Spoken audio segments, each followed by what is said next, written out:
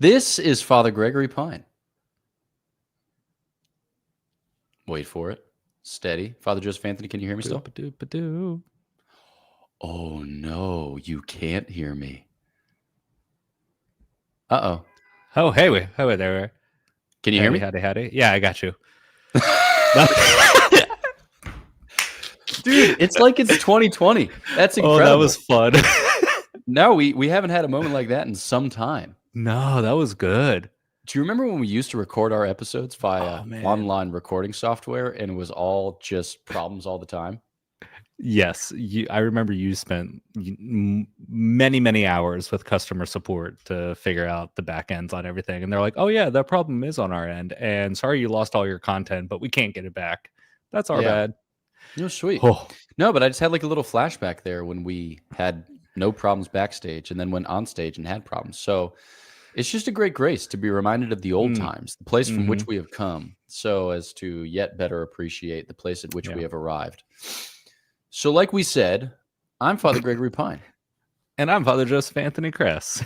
And welcome to Godsplaining. Thanks to all those who support us. If you enjoy the show, please consider making a monthly donation on Patreon. Be sure to like and subscribe to Godsplaining wherever you listen to your podcasts. Father Joseph Anthony, what is the most exotic place that you have visited in the last 10 days? 10 days. Great question.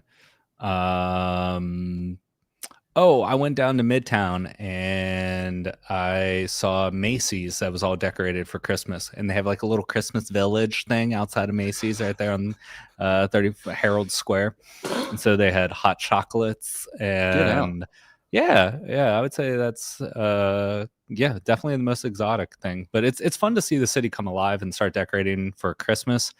I made my way over to Rockefeller Center. And I got to see the Christmas tree. It was behind a lot of scaffolding.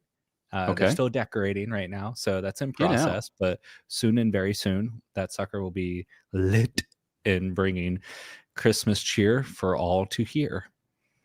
Right. Which is confusing because it will typically be seen and not heard. Nevertheless, hearing will be involved in some way, shape, or form. Especially my eyes can hear it. It'll be fine. Yeah. Okay, synesthesia. Cheers to you and John Mayer.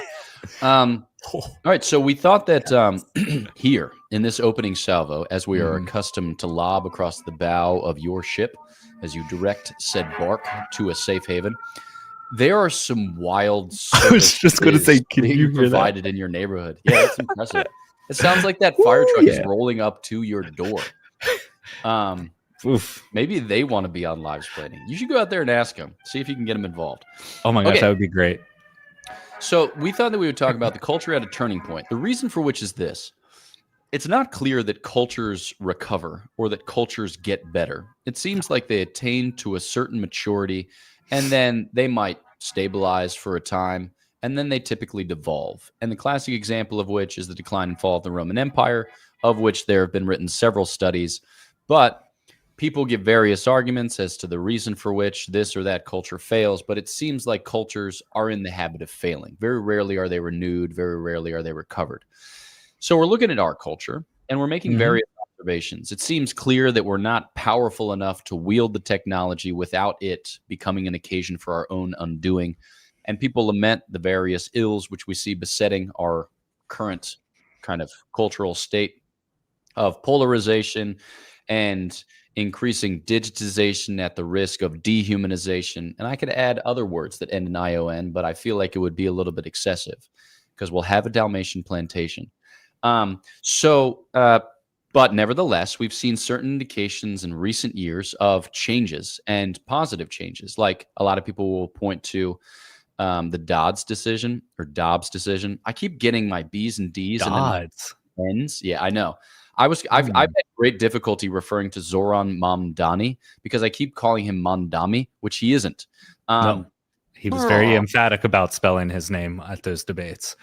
Yes. So basically the Dobbs decision, but you can call it Dodds if you're into that. So things like that, which would seem to suggest that the tides there are changing. And certainly also in the ambient culture, we've heard a lot of testimony about people recovering or coming to religious faith. So what do you make of it? If you were to plot the present state of our culture on an XY axis, X being, let's see, Y being cultural health and X being time, would you say that the slope is downward, upward, straight up, or as it were, straight on? Or do you feel like that's just the type of thing that we ought not be asking at this juncture?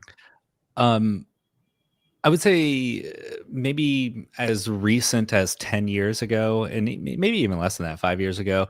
But definitely when I was going through high school and college, it seemed like the church was like the epicenter of culture wars, and it has been for a number of years.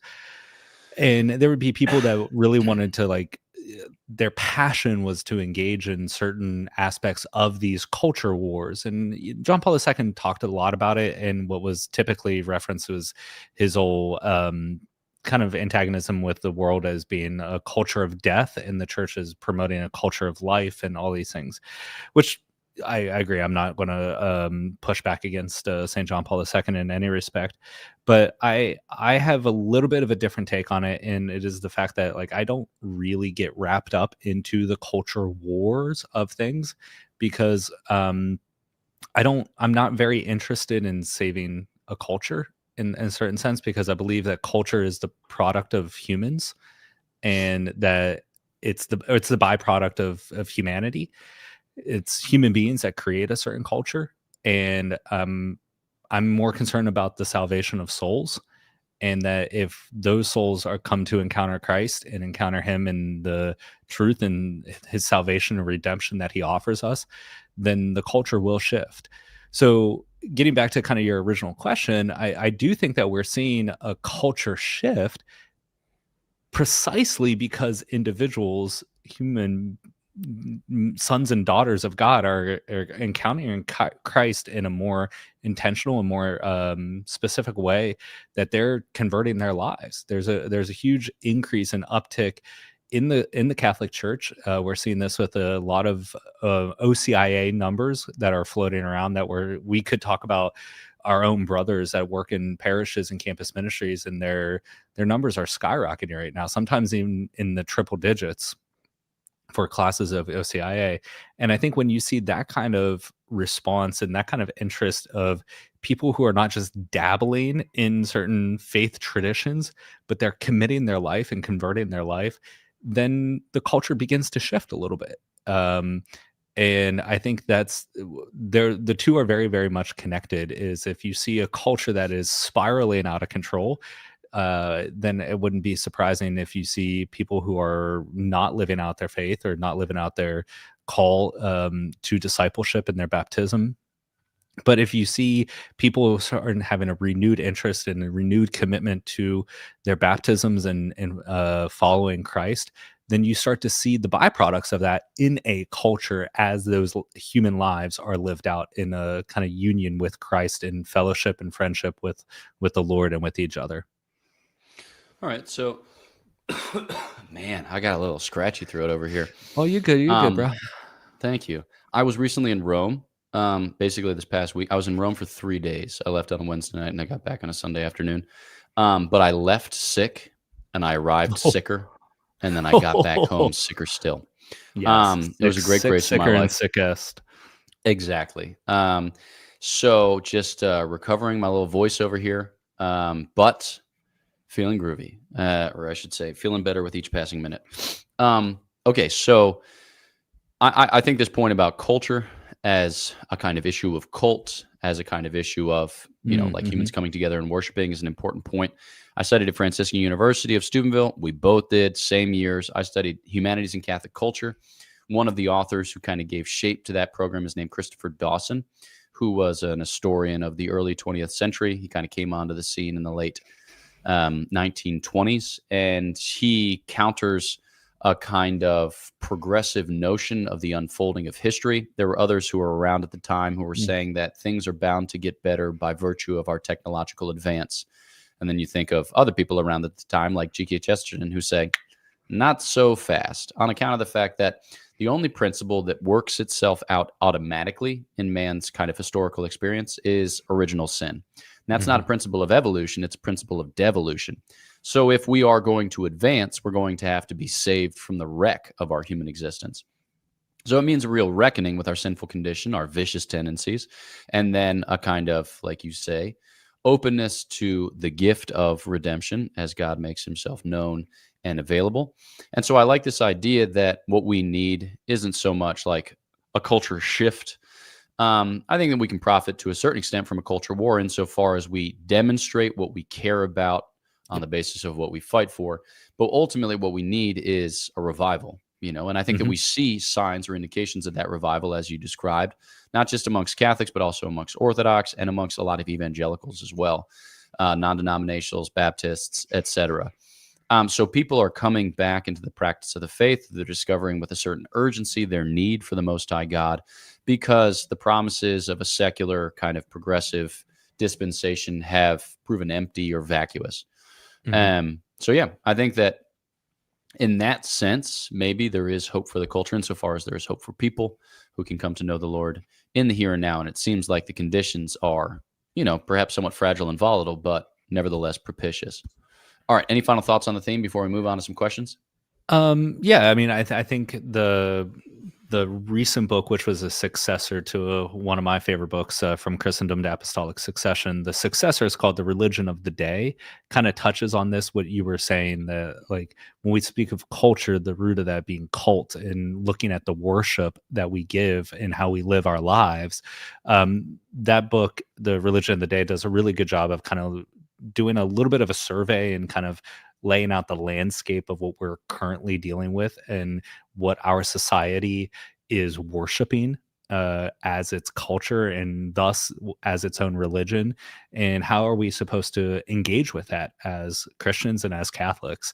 But you brought up a really good point of like thinking about when we speak of culture, it's just not like what is the current culture that we live in, what are the priorities of our culture.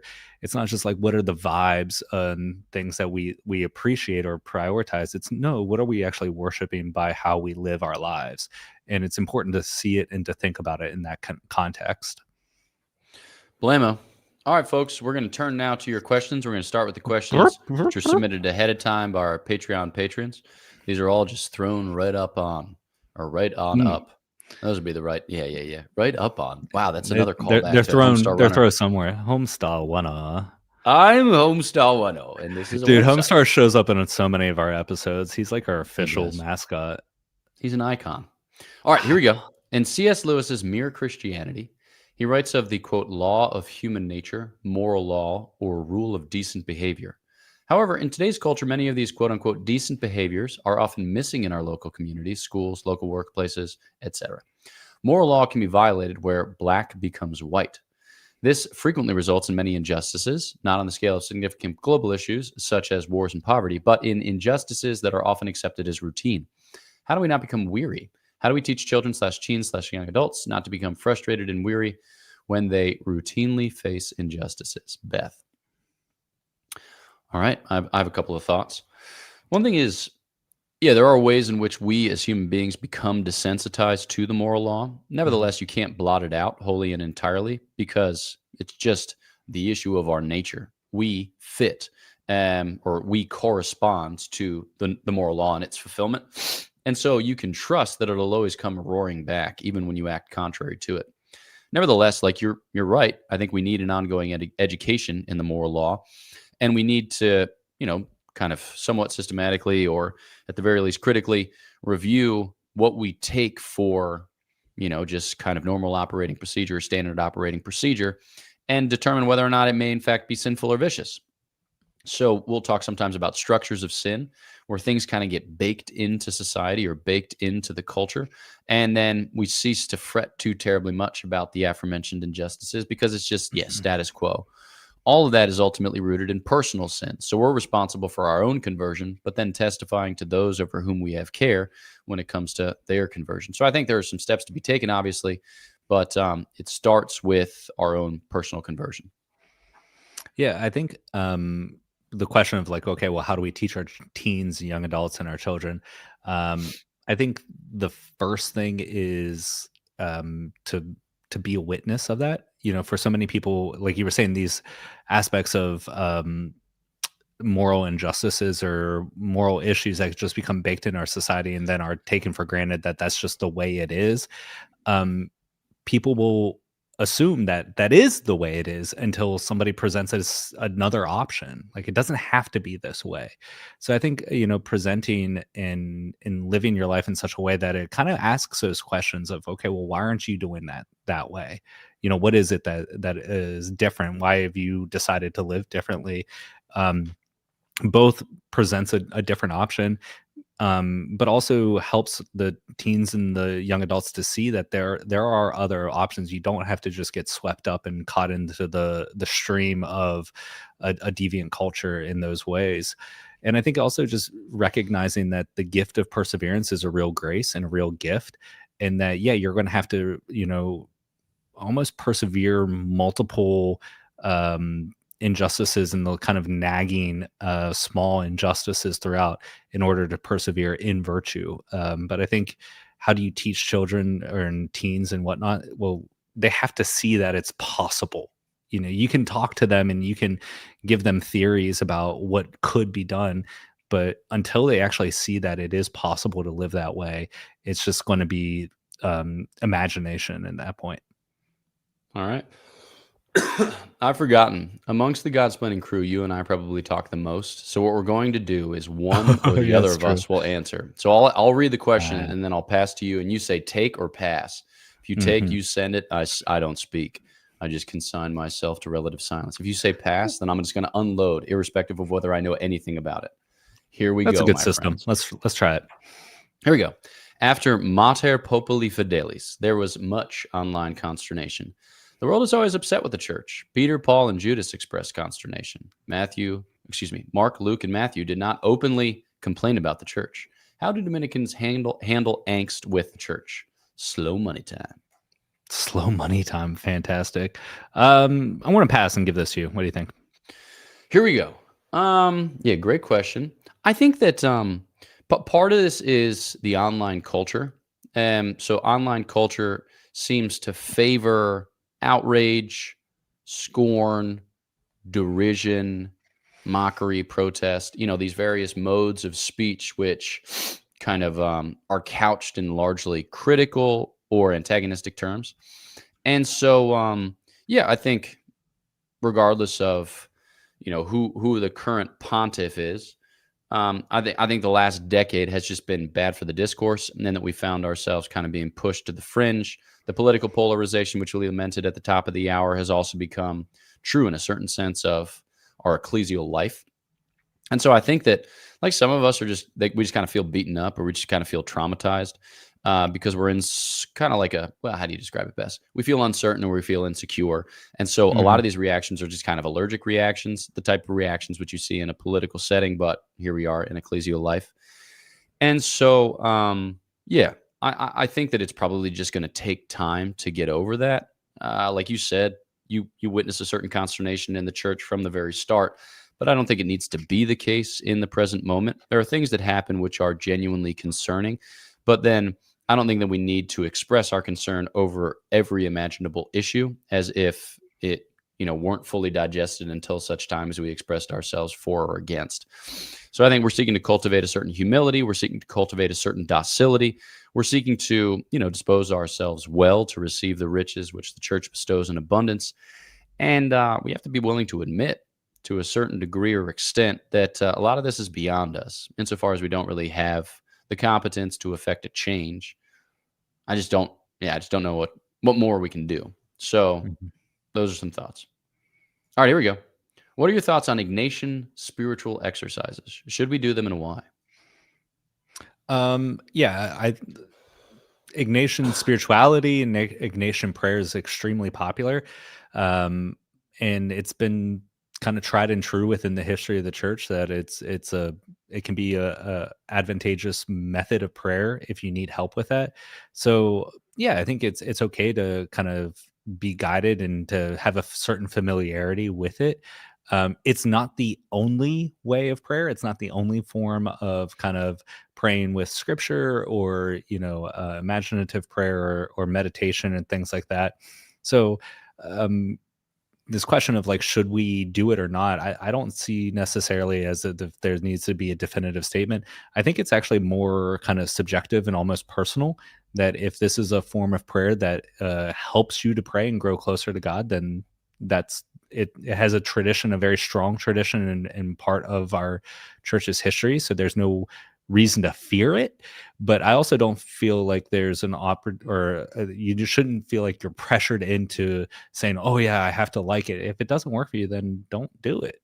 Right? Like it's just a style of prayer, and for some people it works and for others it doesn't. So we don't have to really kind of get all up in a hizzy about it in that sense. Boom. Here we go. Do you agree that some of the documents of Vatican II comprise a rupture from what the church had always and everywhere taught before? Nostra Aetate and the whole ecumenism issue has destroyed the teaching that the Catholic Church is the one true church. Now, any and all faiths, including paganism, are put on par with the church founded by Christ on the Rock of Peter. Take or pass? I don't see that in the documents of saying that paganism and the Catholic Church are on the same plate of things. The documents are clear that there is one church that Christ has established for the means of redemption and salvation in this world. So I'm struggling to see the connection there. But I don't think that Vatican II documents instituted or ignited a rupture with the tradition. I have yet to see that in any of the documents. Now, how people have picked up on certain elements of these documents and ran with it to probably too far of an extreme, I do believe that has happened. But I do not think that the documents in any sense have constituted a rupture or initiated that in our history. Blammo. All right, here we go. In your recent episode entitled Can Christians Kill?, Father Gregory stated that, quote, the point of government is the tranquility of order and the virtuous flourishing of the citizenry, end quote. I love being quoted in Livesplaining. I had never... I love the term citizenry. That's my favorite. I try to use the word citizenry whenever I have the opportunity. That and propitious. I'm always trying to bring propitious into the convo. I'd never heard this before and was wondering if you can explain where this idea comes from and where I can read more about it. Lastly, is this at all compatible with the American opinion that the purpose of government is nothing more than the security of individual liberties? Samuel. Yeah, so that's a huge question. Yeah. Huge question. So the idea comes from, its initial formulation comes from St. Augustine, and you can read The City of God apropos of the theme. It gets taken up, and St. Thomas will treat it in various particular instances, one of which would be in the De Regno, and the other of which would be in his commentary on the Politics. Those would be the two places in which he treats political life in any detail, cognizant of the fact that his commentary on the Politics was finished by somebody else, so he only commented up through book 3, so just be cognizant of that. And so the idea here is that government, and law more broadly conceived, exists for educating man in virtue and for conducting him to his end. So here we are in a dispensation of political liberalism, and the basic idea is that the state seeks to be neutral vis-a-vis the good, so that each individual and each kind of intermediate institution can populate that neutral space with his or her understanding of the good. And the idea is, insofar as these things don't conflict, they can coexist. But a more classical understanding of government has greater aspirations, and so they are decidedly in tension. Now, I think that the present political dispensation of, like what we have in the United States of America is good in many ways, because often enough when instituting a form of government, you're doing so with an eye to the temper of the people. So politics being the art of the possible. The question is whether there are things that lie at the root of political liberalism which vitiate it from the start. And there are people who think so. And this often comes up in the conversation about like integralism.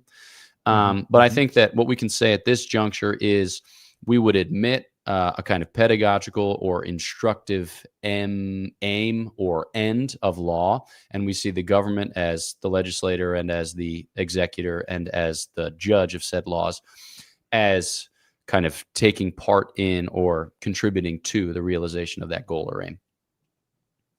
Okay. Hello, fathers. When someone approaches a priest for communion with their arms crossed in the Roman tradition, it signals the priest, I shouldn't receive communion right now, and the priest instead imparts a blessing. I often see people approach extraordinary ministers the same way, and the EM does respond from afar. I see them say something or do something with their hands. But what is the EM actually doing in that moment? Can they give blessings in that context? And if it's not too much, what even is a blessing? I hesitate to call it a power possessed by the priest because saying the priests have power sounds like they make commands over God to do stuff, which sounds weird. But it also seems like blessing stuff is something priests can do: rosaries, houses, holy water, scapulars, etc., in ways that people don't/can't when, for example, we pray over/bless our meals. Tristan, take or pass. Yeah, I'm gonna take that. Okay, so in the Roman tradition, and mostly in the United States, there are two ways to signal to a priest that I do not want to receive communion. If you're in the communion line, the classic one is where you kind of cross your arms over your chest like this, like, no, I ain't going to do it. And then the priest will give you a blessing. Another one that you see occasionally, at least as a priest, sometimes you'll see people like put their finger up above their lips, like they're telling you to be quiet, which I don't know where that one comes from, but sometimes that happens too. Whatever. So does the priest impart a blessing? He can. Yeah, that's his prerogative, and he can do it. And it's pretty standard practice for if somebody is not able to receive communion, that the priest gives them a blessing at that moment. Most times it's a very simple blessing, just as may Almighty God bless you, Father, Son, and the Holy Spirit. An extraordinary minister of Holy Communion does not have the power to impart blessings at any point. Most extraordinary ministers are instructed to at least acknowledge the person that has come up in line and signified that they are not going to receive the Blessed Sacrament.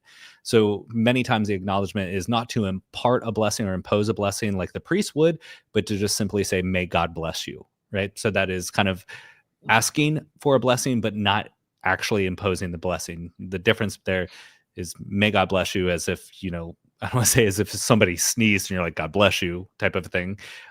Whereas the priest will actually impart the blessing in that moment. Now you can jump over to the second part of that question, and I'll say a few things, and Father Gregory, if you want to jump in on the whole blessing things. But the priest does have a power, and that stems from his ordination. It's not a power that he has kind of created of himself, but it's a power that he has in participation with the humanity of Christ, in which he's joined to via his ordination. And Christ then can impose that blessing and through the humanity of the priest by the words and actions that he has.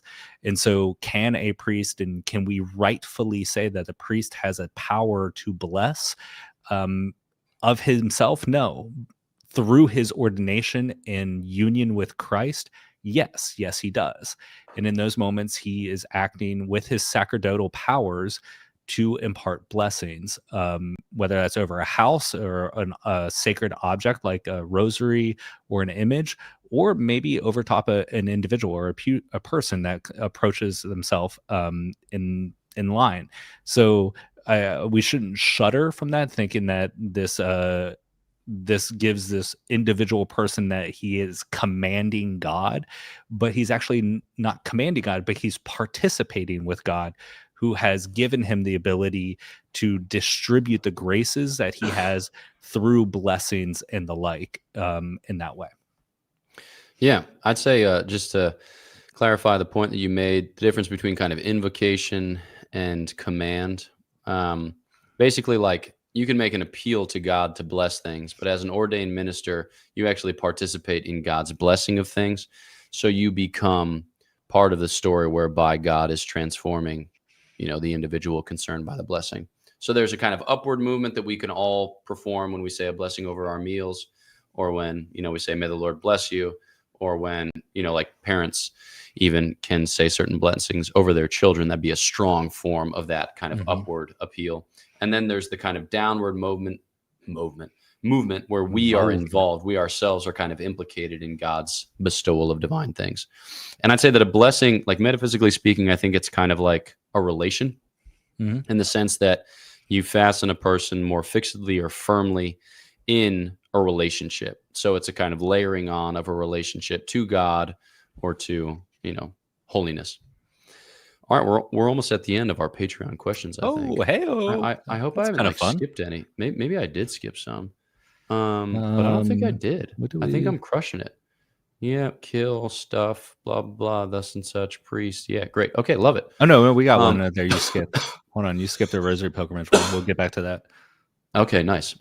Yeah, I found your recent episode on spiritual dryness really helpful. Do you have any reading recommendations around this topic, Danielle? Any suggestions? Do you want to take or pass?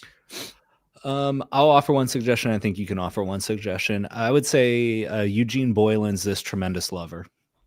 Nice. I think that's a great book. Yeah. Oh, okay. My thoughts are, so Eugene Boylan also wrote a book called Difficulties in Mental Prayer, and then another one called More Difficulties in Mental Prayer. Those are helpful. And then Jacques Philippe has a couple of books about prayer called Time for God and then Thirsting for Prayer. Those are both helpful. Those are the ones that I'm thinking of offhand. So I just gave 4. I found the one that I skipped. I watched the recent Rosary Pilgrimage via live stream, and it was fantastic. Were there any funny, holy, or special behind-the-scenes stories you might be able to share with us? Robin, Father Joseph Anthony. Oh man, I have. There's so many thoughts and so many hilarious things. We were super worried about the weather all day because we had the outdoor concert set up.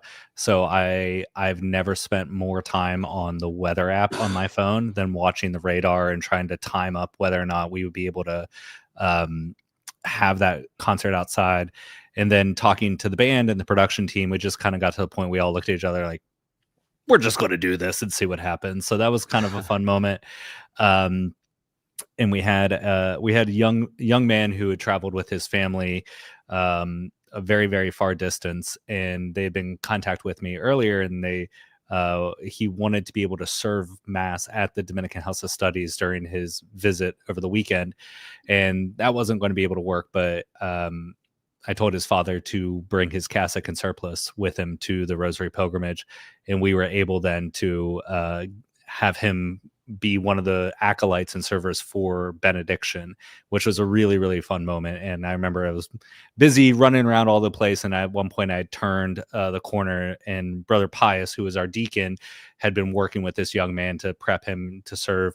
And as I turned the corner, he was standing there in his cassock and surplice as a 10, 11-year-old kid. And he just had this big smile on his face, and I was like, okay, these are the moments. And it was really, really a touching moment.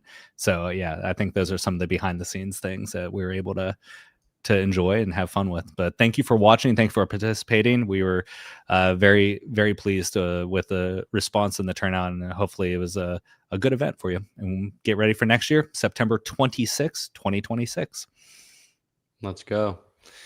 All right. Those are the end of our Patreon patron questions. So bopping into the bottom of the chat, what's up to Daniel Pacelli, who helps out with Godsplaining. And then Christmas already. I think that's a reference to our decor.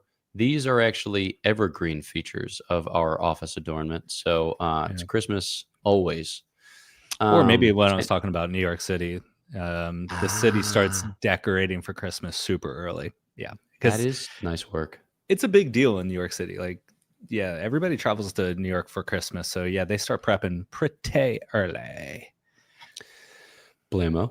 All right. St. Nicholas, pray for us. Amen. Party on. W. Don't know what that means. Hello. Let's go. Aaron Banky, a longtime listener, asks, doesn't culture drive how souls are saved? How people live out their purpose and call from God is greatly impacted by culture and the context in which people live, hence movements like CL. Let's go. Yeah. Any thoughts? Take or pass? I'm going to pass and kick that to you. I want to hear your take on it. I do think that, culture does kind of situate our hearing of the gospel, our receiving of the word proclaimed. And I think that we should make efforts to build relationships and interactions which are kind of, broadly speaking, edifying. And so we know that each of us is constituted as, man or woman, as homo religiosos, in the sense that our highest expression of dignity is in the life of worship, and that we're meant to congregate with others in that life of worship. And in so doing, we are drawn into relationship and interaction, which actually makes communities of a certain sort. And it's from those communities that culture arises. So I think that we are responsible to a certain degree for impacting culture, and that we can do so on the local level. I don't know how much we should worry about the global kind of overall ambient culture, because we have little impact over that. Nevertheless, we can create spaces in which God is known and loved. And I also think that we should be conscious of how the culture affects us, so that way we're not just taken in by it. We've done episodes in the past as to the kind of devolution from art to entertainment to distraction to addiction. And so it's just good to be conscious of the way in which the ambient culture does impact our lives. Okay, DeBear, hello. What's up? Yeah, People just saying what's up. I love what's going on here. It's like a 1990s Budweiser commercial. What's up? Exactly. St. Vincent has the best chef in NYC. True story. FM. That's incredible. Do you think this is the chef? I'm pretty sure it is, to be quite honest. That's What's cracking, Mike? How we doing? We love you. That's tremendous. Dude, great Mike dinner is tonight, too. crushing. Yeah. We're a big fan of dinners tonight. We had pork chops. They were crushing. You know, like the kind of dinosaur pork chops that you would see on the Flintstones that they put on the side of the car and it tips over. That's where Tremendous. it's at, baby. Okay. If it's Mike's got a question about Judeo-Christian values. I personally don't have problems saying Judeo-Christian insofar as a lot of Christian identity and mission is bound up with Jewish identity and mission. Insofar as it's one covenant, we've been grafted into it. And the Lord remains faithful. His promises are irrevocable. And we can talk about how the kind of meaning of Judean Christian and then Greco-Roman is constitutive of what we understand by Western culture. So I don't have a problem with that. Some people do. Here we are. Do you guys take random questions on the live chat, or are they all pre-selected? We take random questions in the live chat. They are not all pre-selected. Only from people that are named Hot Budweiser. That's right. Exactly. Daniel Pacelli says Patreon. Those are the ones with whom we begin. They answer the Patreons first and then the live chats at Hot Budweiser. Things are just going well down here. Dude, we're rolling out here. All right. Anthony Marchetta says, "Hi, Father. There's nothing to give tonight but good vibes. Please pray for me as my wedding's in 11 days. Incredible. Indeed. Got you covered, buddy. With great esteem and pleasure." I also recommend to you the song Good Vibes by Matoma featuring Harvey. Blam, blam, blam. Things are happening. Hi, Fathers. How can the church foster dialogue with a culture that often mistrusts institutions, including and especially religious ones? Thank you. At Godsplaining. Take or pass. Yeah, I got this. Referencing the book that I mentioned earlier from Christendom and Apostolic Mission, there's a really interesting dynamic there that the author speaks of, is that the church operates in two modes, Christendom mode and an apostolic mode. And one of the key traits of a Christendom mode is that the society is typically governed via the institutions. In an apostolic mode, there's a lack of trust in the institutions. And so evangelization typically will take place on a more invitational basis and a more personal one-to-one basis. So how do we exist when the culture is losing trust in institutions? I think we're in a very interesting point because our society has lost trust in all institutions. So it's lost trust in religious institutions, financial institutions, government, medical, science, basically any kind of institution nobody cares about. Everybody wants everything farm to table, and everybody wants things locally or kind of in that experience. That being said, I think how do we operate? Well, it's going to get more personal. It's going to be a little more localized. It's going to be a little more parochial and not as kind of diocesan or institutional, which means we got to talk to people and kind of invite on a personal one-to-one basis. And thus the truth cannot be imposed on people, but has to be kind of invited to encounter in that sense. So yeah, I think that's how we're going to have to move if we haven't already moved in that direction. Boom.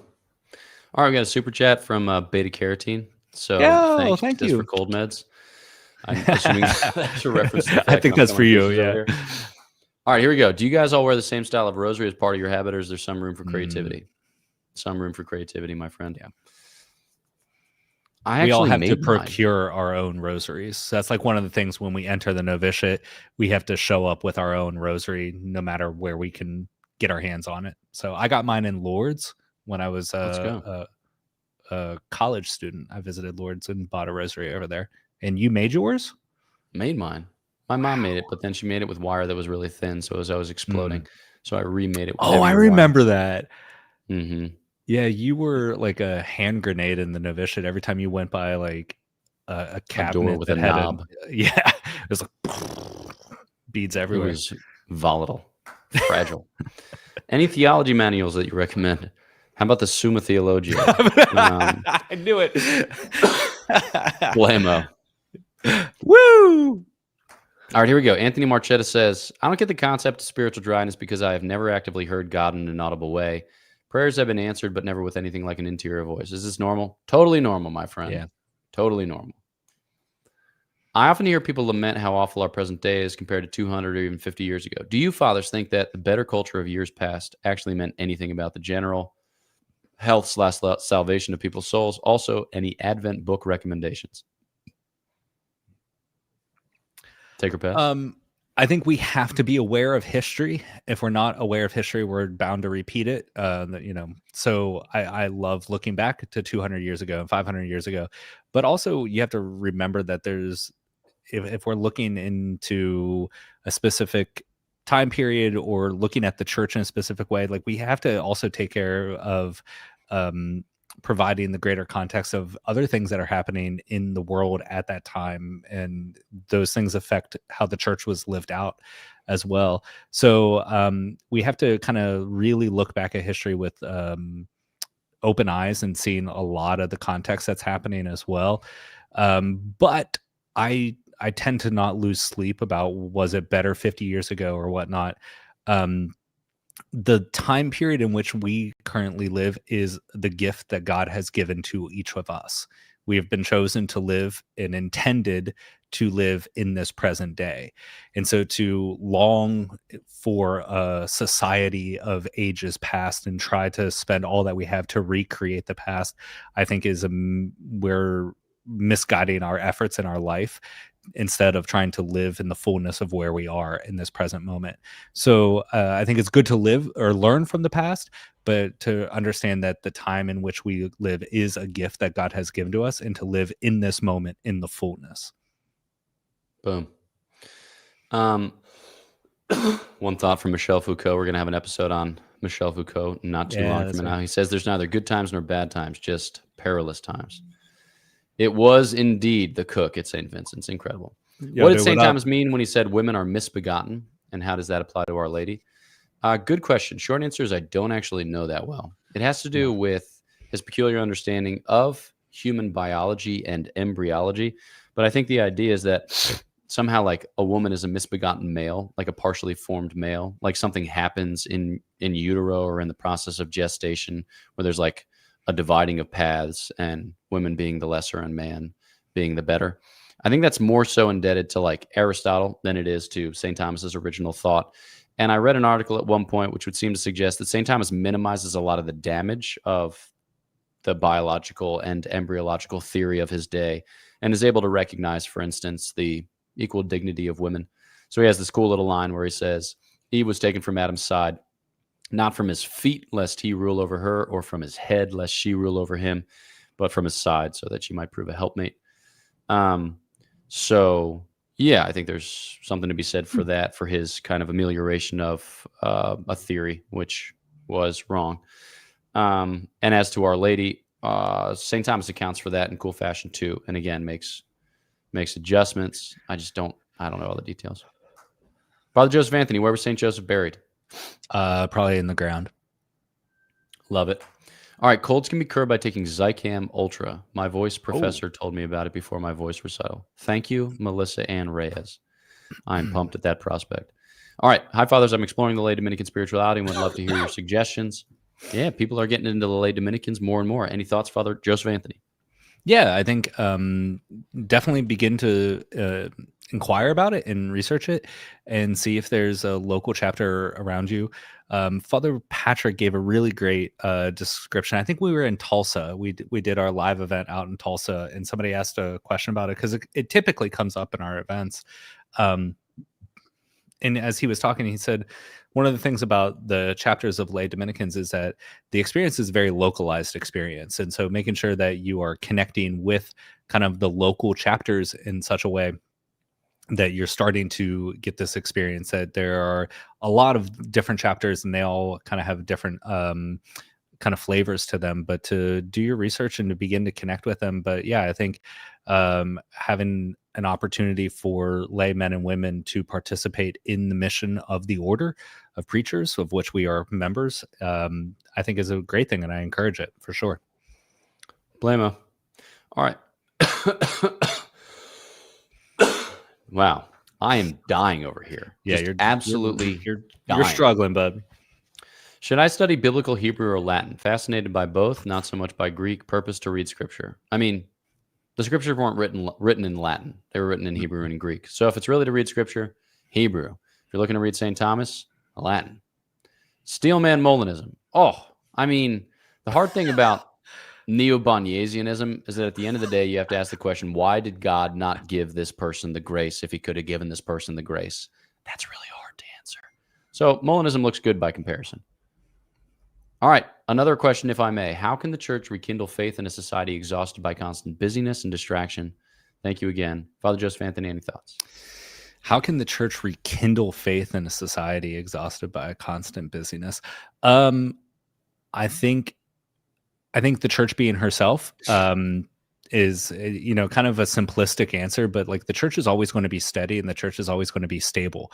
And part of the constant busyness of society is that it throws its members around and just whips them from side to side, which means that they're looking for some stability. They're looking for some kind of foundation through which they can plant their feet and endure the chaos of the busyness and whatnot.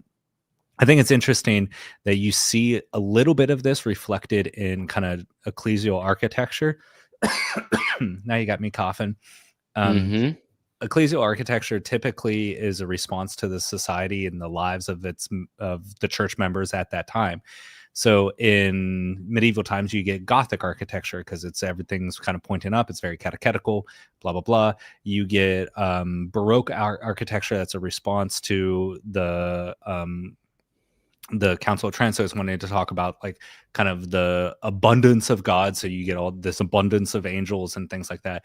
What you're seeing nowadays, and this is not like a definitive thing, but most new churches nowadays are kind of Romanesque style. That's a very popular style for new churches to be built this day because they have a nobility in the materials that are used, but they also have a simplicity in their architecture, kind of reflecting a little bit of minimalism, which I think reflects that our society is overindulgent with like notifications all the time and you're always being besieged by these distractions.